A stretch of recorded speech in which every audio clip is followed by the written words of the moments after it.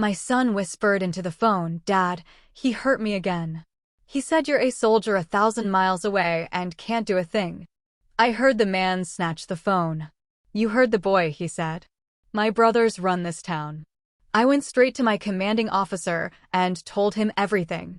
He looked at me and said, "Take the whole damn team. You're on emergency leave." We made sure they never forgot what happened. I thought I knew what true fear was, facing down insurgents in a war zone. But nothing, absolutely nothing, prepared me for the day my son's whispered words shattered my world and unleashed a fury I didn't know I possessed. It was a call that ripped through everything I believed about justice, safety, and the limits of a father's love. You know, after 12 years as a ranger, I thought I could read people. Not by their words, but by the weight of their silence, the steadiness of their hands, the way their eyes looked when everything went to hell. Growing up in rural Montana, my dad, William, taught me a man's word was his bond, and his fist was a last resort. When he broke his back, I ran our ranch alone at 17, 16-hour days under a merciless sun. That's when I learned I could endure anything. The Army just refined that, forged me like steel. I went from a cocky kid to a team leader, earning my Ranger tab through blood and sweat, a singular focus that bordered on obsession. My commanders called me Ice because nothing rattled me: firefights, IEDs, night raids. I moved through it all with the calm of a man who'd already accepted the worst. Then, in 2019, I met Tammy Vasquez at a USO event. She was beautiful, with dark eyes that seemed to see right through all my armor. For the first time in years, I felt something besides the mission. We married 4 months later, and our boy, Tommy, arrived 10 months after that. I tried to balance it all: the deployments, the family, the impossible demands of both worlds. But Tammy grew tired of being a military wife, tired of the empty side of the bed, tired of raising Tommy alone while I was a world away. The divorce papers came while I was in Syria. It was civil clean. Joint custody, though my custody was theoretical at best with my deployment schedule. Tommy was 7 now, and I hadn't seen him in person for 8 months. Video calls, carefully wrapped presents shipped from overseas, promises that Daddy will be home soon. It was never enough, but it was all I could offer. I was in the operations tent at Forward Operating Base Raven, scanning intel reports with my squad mates, Felix and Bernie. The sun was setting over the Syrian desert, painting everything in shades of blood and sand. "You good, Ice?" Felix asked, noticing the tension in my jaw. "Always," I replied, but my mind was elsewhere. Tommy's last video call had been strange. He seemed nervous, his eyes starting off screen. I'd written it off as kid stuff, but something nagged at me. Then my satellite phone rang. My personal line. Not the official one. My stomach tightened. "Personal calls out here meant emergencies." I answered. "Dad." Tommy's voice was a whisper, tight with fear. My entire body went rigid. "Tommy, what's wrong, buddy?" "Dad, Mom's new man hurt me again." The words came in a rush, barely audible. "He said your soldier is 1,000 miles away and can't do a thing." White noise filled my head, a roaring like an avalanche. My hand clenched around the phone so hard my knuckles went bone white. "Tommy, where?" The phone rustled. A man's voice, thick with arrogance. "You heard the boy. My brothers run this town. You come home, soldier boy, you're going to find out what happens to heroes who stick their nose where it don't belong." The line went dead. I don't even remember crossing the compound to Captain Valencia's tent. One moment, I was staring at my silent phone. The next, I was standing in front of my commanding officer's desk. My voice was steady, despite the inferno raging inside me. "Sir, I need emergency leave. My son is in immediate danger." Valencia, a 20-year veteran, looked up, studying my face. He recognized the look in my eyes, the same look men got right before they did something that couldn't be undone. "Explain," he said simply. I told him everything, my voice never wavering. When I finished, he leaned back, his expression grim. "You know what you're asking me to do, Sergeant?" "Yes, sir." "And you know what you're going back to do?" "Yes, sir." He studied me for a long moment, then picked up his phone. "Give me transport command. I need a priority flight. And give me Master Sergeant Vince Rios." 20 minutes later, Vince walked in with Felix, Bernie, Jonathan, and Bill. My fire team. The men I'd served with for 3 years straight. The men who'd carried me when I was hit in Mosul, who'd held the line in Raqqa when everything went to hell. Gentlemen, Valencia said, Sergeant Kane has a family emergency. I'm granting him emergency leave, effective immediately. He paused, his eyes moving across each man's face. I'm also granting all of you leave. You're going with him. Felix stepped forward. Sir, we didn't request. I know what you didn't request, Corporal. And I know what you're going to do anyway, so let's make it official. 2 weeks emergency leave, all of you. If anyone asks, you were visiting Sergeant Kane's family for moral support. Valencia's voice hardened. But understand this, you're still soldiers. You represent this unit, this army, this nation. Whatever you do, whatever happens, I expect you to conduct yourselves accordingly. The unspoken message was clear. Don't get caught. Don't embarrass us. Do what needs doing. Yes, sir, they replied in unison. 8 hours later, I sat in a cargo transport heading for Ramstein, then on to the States. My team surrounded me, weapons cleaned and stowed, but each man wore the same expression, the blank, focused look of operators preparing for a mission. What's the situation on the ground? Vince asked. At 34, he was the oldest, a career NCO with a wife and 2 daughters back in Texas. I pulled out my phone, scrolling through the research I'd done during flight prep. My ex-wife Tammy has been seeing a guy named Gilberto Barajas, small-time criminal in Ridgefield, Oregon. That's where she moved after the divorce. Population, 12,000. Barajas has 2 brothers, Rafael and Jeremy. All 3 have records: assault, drug possession, extortion. Police? Bernie asked. I called Oregon State Police from the base, reported the abuse. They said they'd send someone for a welfare check. My jaw tightened. That was 6 hours ago. No call back. Bill Blackwell, our comms specialist, pulled out a laptop. Let me see what I can dig up. For the next 2 hours, as the transport droned across the Atlantic, Bill worked his magic. What he found painted an ugly picture. The Barajas brothers aren't small-time, Bill said finally. They're part of a larger network. Their uncle, Valentine Vaughn, runs a drug distribution operation across 3 counties. The brothers are his enforcers. And get this, Ridgefield's police chief, Peter Sharp, has a brother-in-law who works for Vaughn. The whole department's compromised. How compromised? I asked. There were 3 complaints filed against the Barajas brothers in the last 2 years: assault, domestic violence, intimidation. All of them disappeared from the system. No follow-up, no charges. I felt the ice in my chest spread, numbing everything except the mission. This wasn't just about getting Tommy safe. This was about dismantling an entire network that thought it was untouchable. All right, I said quietly. Then we do this the hard way. We landed at Portland International at 0600 local time. I'd called ahead to an old Army buddy, Horace Pierce, who'd left the service a few years earlier and opened a security consulting firm nearby. Horace met us at the airport with 2 SUVs, no questions asked. Good to see you, Ice, Horace said, gripping my hand. Heard you needed some support. Always do, I replied. What do you know about Ridgefield? Small town, big problems. The Vaughn operation is the worst-kept secret in the county. They move meth and heroin up from California, distributed through the I-5 corridor. Everyone knows, nobody does anything. We drove to Ridgefield in convoy, rolling into town just after sunrise. I directed them past the small downtown, past the diner and hardware store, to the neighborhood where Tammy lived. It was a modest area, working-class homes with chain-link fences and tired lawns. Tammy's house was a small blue Rambler at the end of a cul-de-sac. My throat tightened as I saw Tommy's bike lying in the front yard, one wheel slowly spinning in the morning breeze. Eyes open, Vince murmured. Black Escalade 3 houses down, 2 men inside. I'd already seen them. Watchers. The Barajas brothers weren't taking chances.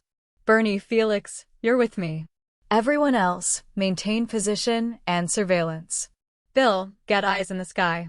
Bill had brought a commercial drone, small enough to be invisible, but powerful enough to give us a complete picture of the neighborhood. I approached the front door, my team flanking me. I knocked 3 times, firm, but not aggressive. The door opened a crack and Tammy's face appeared. She looked older than I remembered, with dark circles under her eyes and a fresh bruise on her cheekbone that makeup didn't quite hide. "Scott," her voice cracked. "Where's Tommy?"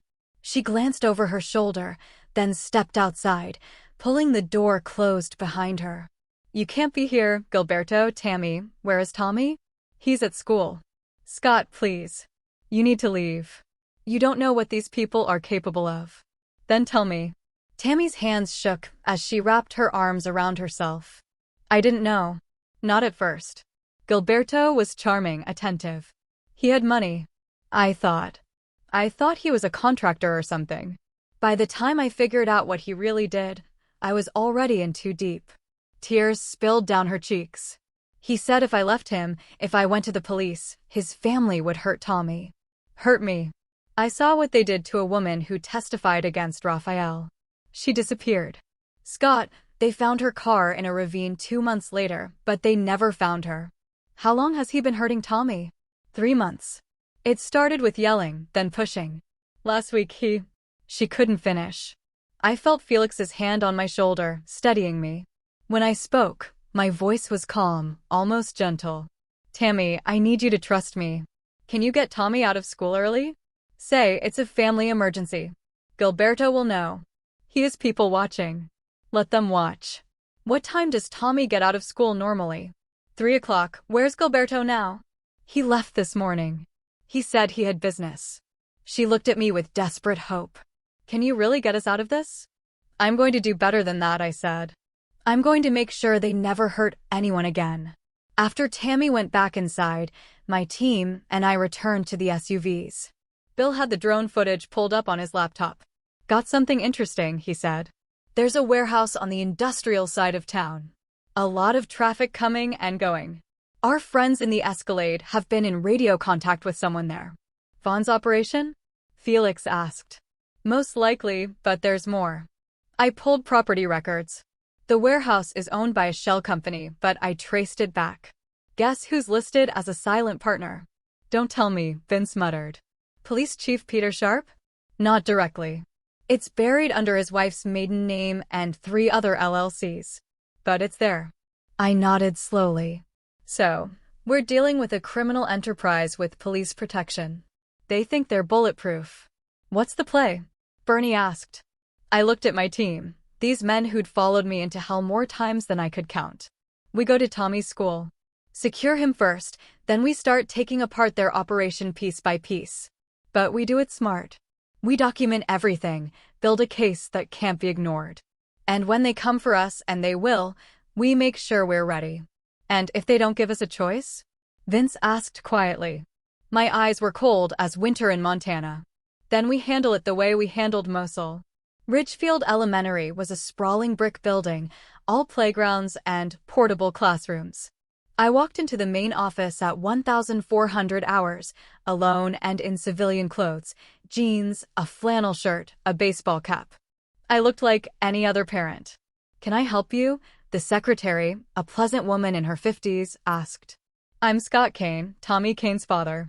I'm here to pick him up early. Family emergency." Her fingers flew across her keyboard. "I'll need ID, and I need to verify you're on the approved pickup list."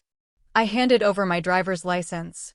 She studied it, then her screen, and frowned. "I'm sorry, Mr. Kane, but you're not on the list. Only his mother and—" She paused, uncomfortable, "and Mr. Barajas are authorized." "I'm his father. I have joint custody." "I understand, sir, but we need to follow protocol. If you can have Tommy's mother call us and add you to the list." I leaned forward slightly, my voice low but urgent. "Ma'am, my son called me yesterday and told me he's being hurt. I flew halfway around the world to protect him. Now, you can call the police if you want. I'd actually appreciate that. But I'm not leaving without my son." The secretary's face went pale. She'd seen the bruises on Tommy Kane, had reported them herself to Child Protective Services 2 weeks ago. Nothing had happened. She'd been told the case was under review. "Let me get the principal," she said quietly. Principal Joan Andrews was a no-nonsense woman in her 60s, 40 years in education. She listened to my story, saw the military ID that confirmed I was who I claimed, and made a decision. "I'll release Tommy to you," she said. "But I'm also calling CPS and the Oregon State Police. This situation needs to be investigated properly." "I'd expect nothing less," I said. "Thank you." 20 minutes later, Tommy walked out of his classroom, saw me standing in the hallway, and broke into a run. I caught him, held him tight, felt his small body shaking. "You came," Tommy whispered. "Always, buddy. Always." As we walked to the SUV where Felix waited, I examined my son. Tommy had a fading bruise on his arm, another on his ribs, visible when his shirt rode up. Rage burned in my chest, but I kept my voice calm. "You're safe now," I told Tommy. "Nobody's going to hurt you again." We drove to a motel on the outskirts of town, a place Bill had scouted. The team had taken 4 adjoining rooms, turning them into a makeshift operations center. Horace had brought additional supplies, surveillance equipment, secure communications gear, enough to sustain us. For 2 weeks. Tommy sat on one of the beds eating pizza while Vince showed him pictures of his own daughters. I stepped outside with Bill and Bernie. "Police chief just got a call from the school," Bill said, monitoring the scanner. "He's dispatching 2 officers to Tammy's house." "Good," I said. "Let them do their job. We stay clean. But I want eyes on that warehouse tonight. Full surveillance. Who comes? Who goes? What they're moving." That night, Felix and I conducted the reconnaissance personally. The warehouse sat at the end of a dead-end road, surrounded by a chain-link fence topped with barbed wire. Security cameras covered the approaches, but they were cheap commercial models, easily avoided. We moved through the darkness like shadows, using the skills drilled into us through years of night operations. From a high position 50 meters out, we watched through thermal optics. "I count 6 individuals inside," Felix murmured. "Heavy activity near the loading dock. Looks like they're packaging something." "Drugs," I said. "They're preparing a shipment." As we watched, 3 vehicles arrived, a Mercedes SUV, a Lexus sedan, and a beat-up pickup truck. Men emerged, including 2 I recognized from Bill's research, Jeremy and Rafael Barajas. And then Gilberto Barajas stepped out of the Mercedes. I had studied the man's photo, but seeing him in person crystallized everything. Gilberto was 6'2", heavily built, with slicked-back hair and expensive clothes. He moved with the swagger of a man who'd never been held accountable for anything. This was the man who'd hurt my son. "Easy," Felix whispered, sensing my tension. We observed for 2 more hours, documenting everything with high-resolution photos and video. The warehouse operation was sophisticated. Multiple distribution points, careful packaging, professional-grade security. This wasn't amateur hour. As we prepared to extract, my phone buzzed. A text from Bill. "Incoming. 2 vehicles heading your direction. Move now." We melted into the darkness, reaching our vehicle just as headlights swept across the road behind us. Someone had spotted us or suspected surveillance. "They're getting nervous," Felix said as we drove away. "That's good. Nervous people make mistakes." I nodded, but my mind was already on the next phase. I'd gathered intelligence. Now it was time to start applying pressure. The next morning, I made 3 phone calls. The first was to the FBI field office in Portland. I identified myself, provided my military credentials, and reported a large-scale drug distribution operation with law enforcement corruption. The agent who took my call was professional but skeptical until I mentioned I had photographic evidence and surveillance footage. "I can have an agent meet you this afternoon," he said. "Make it 2 agents," I replied. "And bring someone from the DEA." The second call was to a lawyer Horace recommended, Laura Navarro, a former prosecutor who'd left the DA's office after butting heads with corrupt officials once too often. She agreed to represent me in the custody matter and to review my evidence of the criminal enterprise. The third call was to a journalist, Mandy Bruce, an investigative reporter with the Portland Tribune who'd written extensively about rural drug operations and police corruption. Mr. Kane, she said when we met for coffee, I've been trying to crack the Vaughn organization for 2 years. If you have what you say you have, I have it, I said, sliding a flash drive across the table. Full surveillance from last night. Faces, vehicles, license plates. Enough to start connecting dots. Mandy studied me. Why are you doing this? You could just take your son and leave. Because Tommy isn't the only kid in this town, I said. And these people will keep hurting others until someone stops them. By afternoon, the pressure was mounting. The FBI agents, a veteran named Francis Mesa and a younger agent named Ariel Peak, reviewed my evidence with increasing interest. The DA agent, a hard-eyed woman named Kristen Vang, made 3 phone calls during the meeting, each one more urgent than the last. This is solid, Francis said finally. But I need to be straight with you. Building a case against a protected organization takes time. We're talking months of investigation, wiretaps, surveillance. If they know we're looking at them, they'll destroy evidence and disappear. So, don't let them know, I said. I can keep the pressure on. Make them think it's just me. Just a father protecting his son. By the time they realize they're under federal investigation, it'll be too late. Kristen Vang leaned forward. You're talking about making yourself bait. I'm talking about doing what needs to be done. What I didn't tell them was that I'd already started. That morning, Bill had done something beautiful with his computer skills.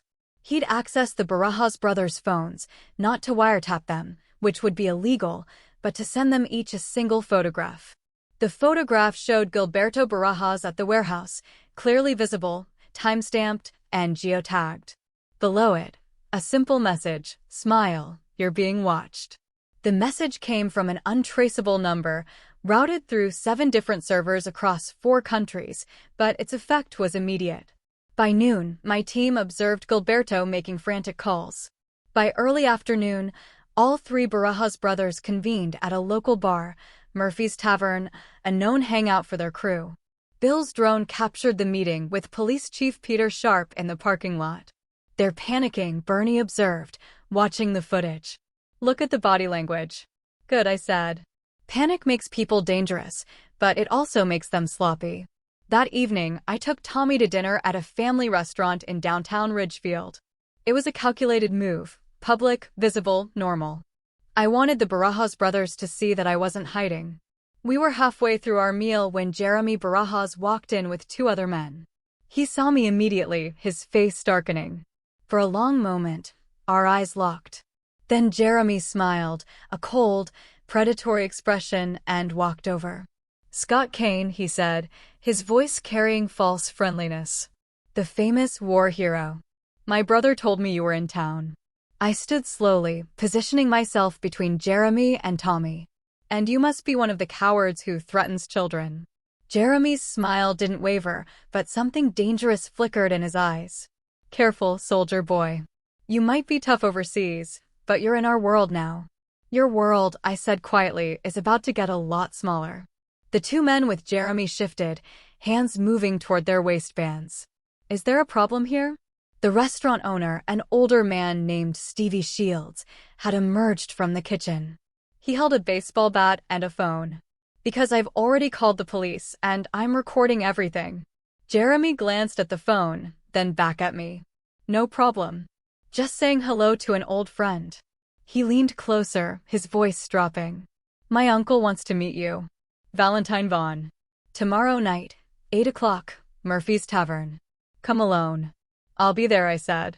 After Jeremy left, Stevie apologized profusely. I thanked him, paid for the meal, and took Tommy back to the motel. Dad, Tommy asked as we drove. Are you going to be okay? I looked at my son in the rearview mirror.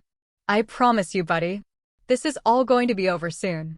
That night, the team gathered for a tactical briefing. They're inviting you into a trap, Vince said.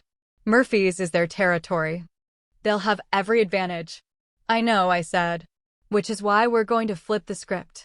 Bill, can you get eyes and ears inside Murphy's? Already working on it. The place has Wi-Fi, which means I can access their security cameras.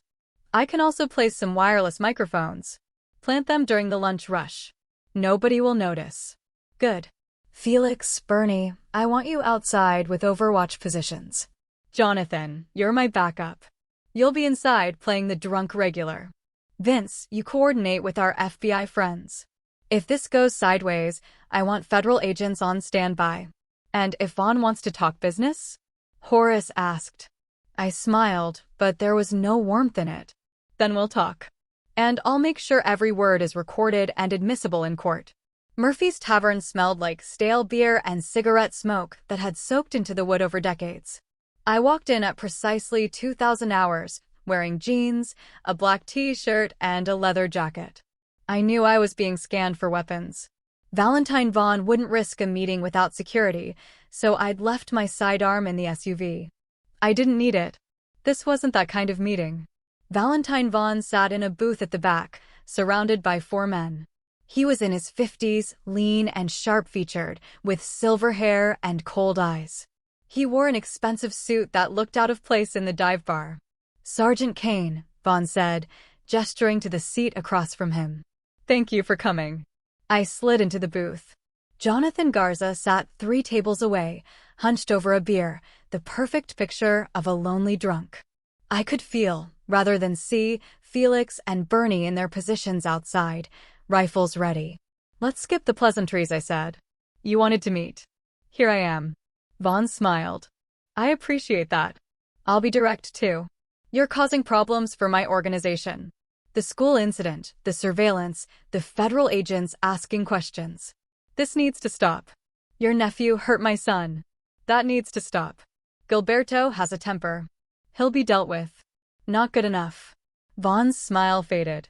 You don't seem to understand your situation, Sergeant. I run 3 counties. I have police, judges, lawyers on my payroll. You're one man with a grudge. How do you think this ends? I leaned forward. It ends with you in a federal prison. See, while you've been building your little empire, I've been building a case. The FBI has my evidence. The DEA is watching your warehouse. And in about. I checked my watch. 10 minutes, a story is going to drop in the Portland Tribune detailing your entire operation with photos. Vaughn's face went still. You're bluffing. Am I? Check your phone. Vaughn pulled out his phone, his fingers moving rapidly. His face went pale. Mandy Bruce's story had just gone live online, complete with photographs and a detailed breakdown of the Vaughn organization structure. You made a mistake, I said quietly. You thought you were untouchable. You thought hurting a kid wouldn't matter because his father was too far away. But I'm not far away anymore. And I'm not stopping until every one of you is behind bars. Vaughn's men tensed, hands moving toward weapons. I didn't move. You pull those guns, I said, and every one of you gets caught on camera. Bill showed them. On every screen in the bar, the TV above the counter, the old-school arcade machine in the corner, even the jukebox display, the same image appeared, a live feed from the security cameras showing the booth, showing Vaughn's men reaching for their weapons. Say cheese, I said. You're live on the internet. Bill had hacked every device in the bar and was streaming to multiple platforms. Thousands of people were watching. Vaughn's jaw clenched. Turn it off. Not until we're done talking. Here's how this works. You and your organization are finished. The feds are coming. You can cooperate, cut a deal, maybe see daylight before you're 70, or you can fight. In which case, I'll make sure they add every charge they can think of. Your choice. And Gilberto? Gilberto is done hurting people. If he comes near my son again, if he comes near Tammy, if he even thinks about retaliating, I will end him. And I don't mean legally. Do you understand? Vaughn stared at me for a long moment. You're threatening to kill him. I'm promising to protect my family, however necessary. For the first time, something like respect flickered in Vaughn's eyes. You know, Sergeant, in another life, you'd have made a good soldier for my organization. In another life, I said, you'd have made an honest living. I stood to leave, then paused. Oh, and Vaughn, tell Peter Sharp his career is over. The FBI knows about his partnership. He'll be arrested tomorrow morning. I walked out of Murphy's Tavern knowing every eye in the place was on me. I just painted a target on my back, but I'd also made my position clear. The Vaughn organization could surrender or fight, but either way, they were going down. The question was, what would they choose? The answer came at 0200 hours. I was in my motel room, Tommy asleep in the other bed, when Bill's voice crackled through my radio. Multiple vehicles approaching your position. At least 8 men, all armed. I was moving before Bill finished speaking. I scooped Tommy up, the boy waking with a start, and carried him to the adjoining room where Vince was on watch. Take him, I ordered. Get him to Horace's safe house. Now. Dad. Tommy's voice was small, frightened. It's okay, buddy. Uncle Vince is going to keep you safe. I'll see you soon. Vince didn't argue.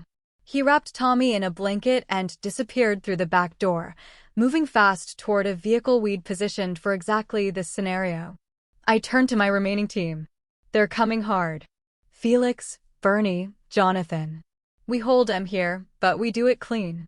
No kill shots unless absolutely necessary. These men need to stand trial. You sure about that? Bernie asked. Because they're not coming to talk. I'm sure. We're soldiers, not executioners. The attack came 3 minutes later.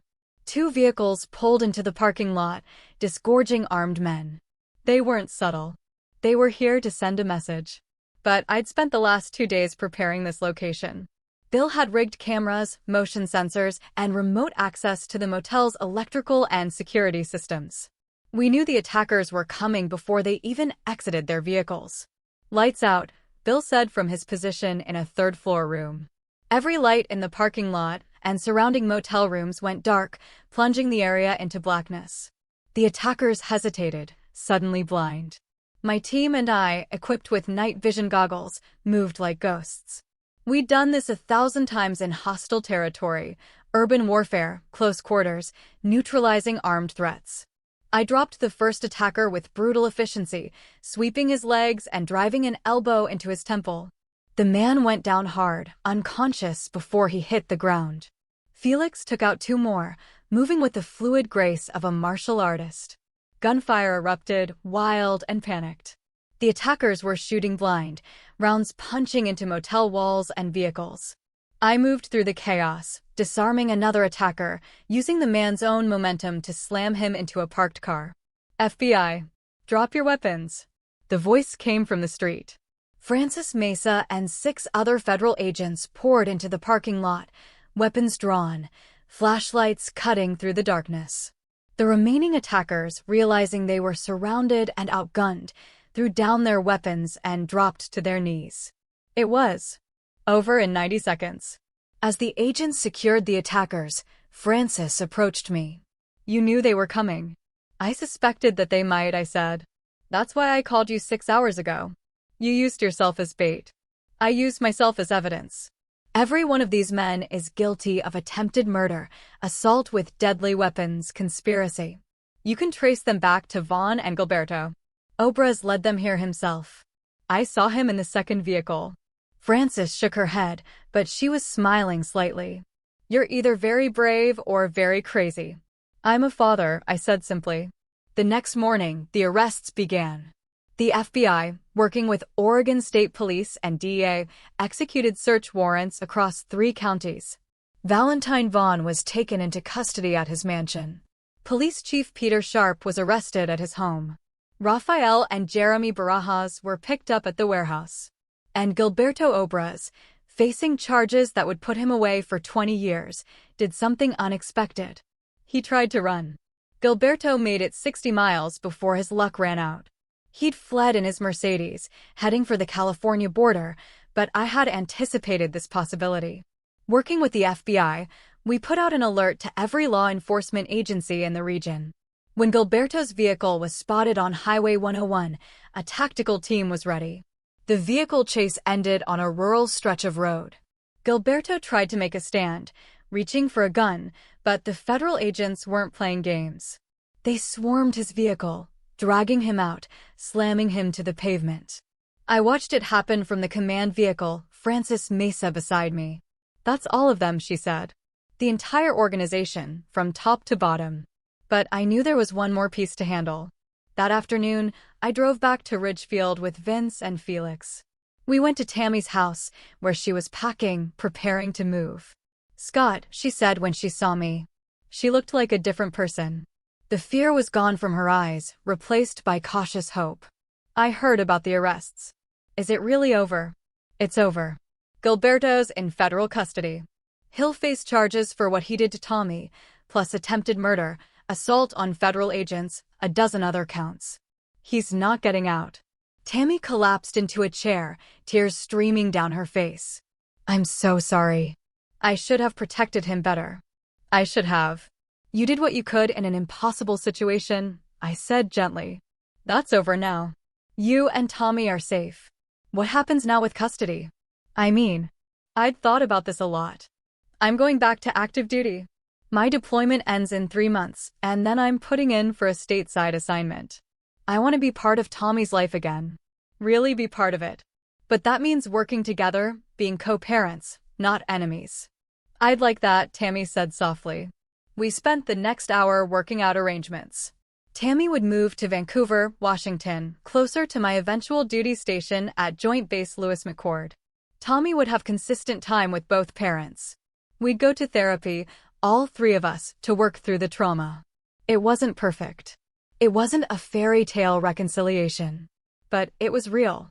And it was right. That evening, I took Tommy to a park overlooking the Columbia River.